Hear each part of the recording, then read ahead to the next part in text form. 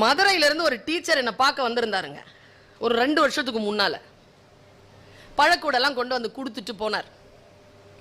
என்னன்னு கேட்டேன். என் தெருவில் ஒரு ரிக்ஷாக்காரர், அவர் உங்களை பார்த்து இந்த பழக்கூட கொடுத்துட்டு வர சொன்னார். அவருக்கு போக்குவரத்துக்கு காசு இல்லை. 500 ரூபா கொடுத்தார். நான் பழக்கூட வாங்கிட்டேன், கொடுத்துட்டேன். போக்குவரத்து என் செலவு. எதுக்குன்னு கேட்டேன். அவர் சொன்னார், நீங்கள் எங்கேயோ பேசினதை ஏதோ புக் ஃபேரில் பேசியிருக்கிறீங்க. அவர் கேட்டுட்டார். கேட்டதுலேருந்து அவர் தன்னுடைய மனைவியை அடிப்பதை நிறுத்தி கொண்டார். எனக்கு ரொம்ப சந்தோஷங்க. அந்த மாதிரி ஒரு ஞானி ஒரு பேச்சை கேட்டு திருந்திட்டாங்க.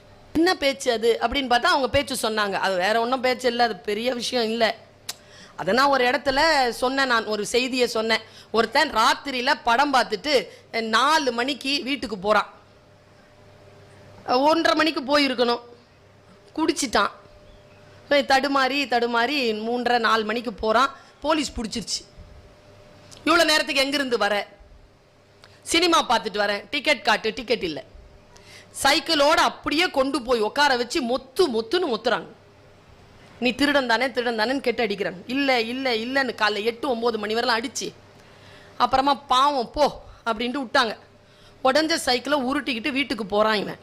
வாசல்ல மனைவி, ஐயோ எங்கெங்க போனீங்க ராத்திரியெல்லாம் சொல்லிட்டு சைக்கிளை எடுத்து போட்டுட்டு அவனை உட்கார வச்சு குளிப்பாட்டை வச்சு பத்தெல்லாம் போட்டு பக்கத்தில் காப்பி தண்ணிலாம் கொடுத்து அவன் விசிறிட்டு இருக்கிறான். அந்த அம்மா அன்னியிலிருந்து அவன் திருந்திட்டான். அவன் யாருன்னா, டெய்லி குடிச்சிட்டு வந்து சினிமா பார்த்துட்டு வந்து மனைவியை அடிக்கிறவன்.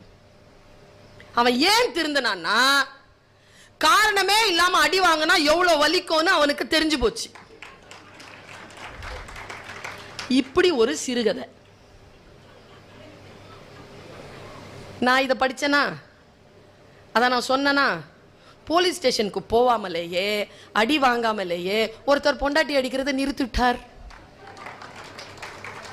அதனால தான் படிக்கணுங்கிறது. அடி வாங்காமலேயே திருந்துனா படி, அடி வாங்கித்தான் திருந்துவேனா படிக்காது.